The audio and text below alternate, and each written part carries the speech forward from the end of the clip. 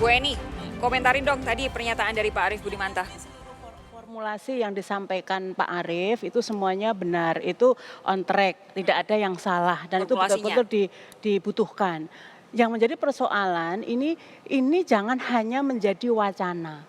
Eksekusinya harus segera, terutama yang untuk prioritas pertama kesehatan tadi. Kan Presiden menyampaikan 3 prioritas. Yang pertama kesehatan. Betul. Jadi misalnya sekarang bagaimana pemerintah baik, terutama kan eksekusinya pasti di pemerintah daerah. Pemerintah daerah segera menyediakan masker untuk seluruh masyarakatnya, sanitizer dan ya segala macam upaya untuk meminimalisir orang tidak terjangkit virus COVID-19 ini. Nah, ini kan butuh keputusan hari ini. Jadi kalau nanti misalnya ini menunggu APBNP lagi, menunggu ini lagi kapan Anda mau bilang dieksekusinya berarti gitu. harus ada cara-cara yang di luar kebiasaan, di Betul. luar pakem yang Karena selama ini kita lakukan. kondisinya extraordinary.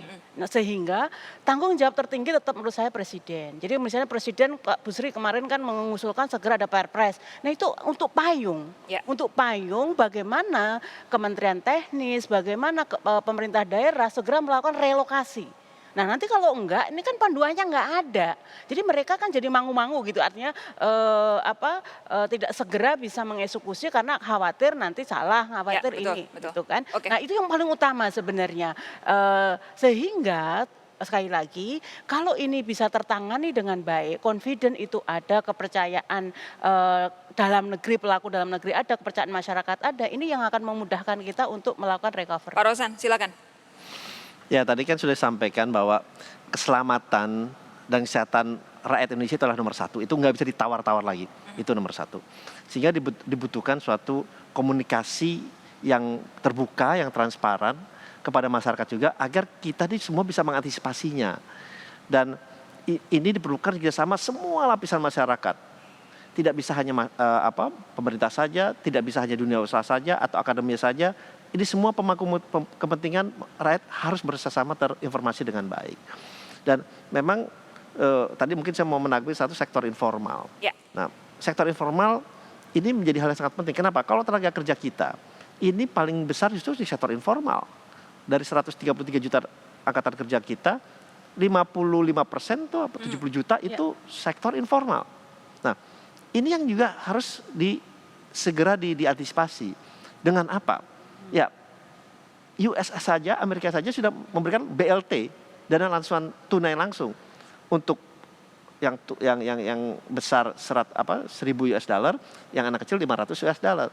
BLT ini perlu kita lakukan juga apabila ini terus terjadi penurunan perekonomian kita yang memang sedang menurun, dan ini adalah suatu hal yang serius yang harus kita tindak lanjuti dengan langkah-langkah yang tidak seperti biasanya. Mesti inovasi, terobosan, keberanian, kepastian, ini harus kita lakukan. Tapi apakah menurut Anda langkah-langkah yang dilakukan pemerintah itu memang sudah sesuai on the right track dalam artian juga timingnya, atau jangan-jangan menurut para pengusaha sebenarnya sedikit terlambat? Ya, kalau saya lihat gini, udah kita ngeliat ke depan lah, ya kan? Kita ngeliat ke depan, apa yang kita harus kejar, apa yang harus kita perbaiki gitu. Kalau ada yang sudah baik, ya sudah kita perlu tingkatkan. Kalau masih kurang, mari kita perbaiki.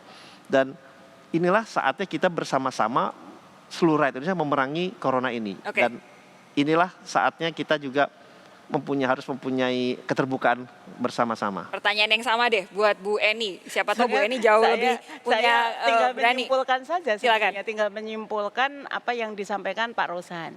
Itu dengan kata lain sebenarnya kesimpulannya ya lambat dan terlambat.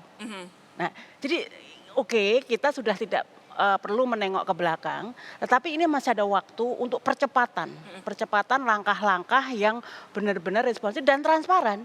Jadi kejujuran itu walaupun menyakitkan itu jauh lebih baik daripada ketika kita berbohong pasti akan diikuti kebohongan-kebohongan lagi, sehingga ini akan semakin menyulitkan kita menghadapi ini. Musuh kita musuh goib loh Mbak, nggak kelihatan seperti betul. krisis 97-98, nggak seperti krisis keuangan di 2008 kemarin gitu. Ini virus yang kita hadapi sekarang, ini virus. Oke. Jadi benar-benar perlu satu bersama-sama, sebenarnya jinglenya udah benar, bersama-sama melawan virus dari seluruh masyarakat. Satu pertanyaan terakhir, baik buat Mbak Eni maupun juga Pak Rosan. Untuk masyarakat supaya bisa bersiap-siap, kira-kira masih akan sejauh apa perekonomian kita anjlok dan kira-kira sampai kapan? Singkat aja. Sebenarnya tergantung mitigasinya. Jadi kalau mitigasi tadi tadi instrumen-instrumen yang sudah disepakati tadi atau sudah diwacanakan pemerintah tadi segera dilakukan eksekusinya dan tepat gitu, maka ini akan kontribusinya sangat signifikan untuk memperlambat tekanan perekonomian kita. Tapi kalau tidak, ya skenario terburuknya kan bahkan ada yang memprediksikan kita bisa tumbuh bahkan di bawah 2%. Gitu. Ya, Bu Sri Mulyani bahkan Ya. sudah bicara soal itu. Pak Rosan silakan. Kayak kalau saya bilangnya selalu hopes for the best, prepare for the worst. Oke. Dan kalau kita lihat sekarang penurunan masih berlanjut, masih berlangsung. Dan karena kita belum tahu bottomnya itu di mana dan kapan.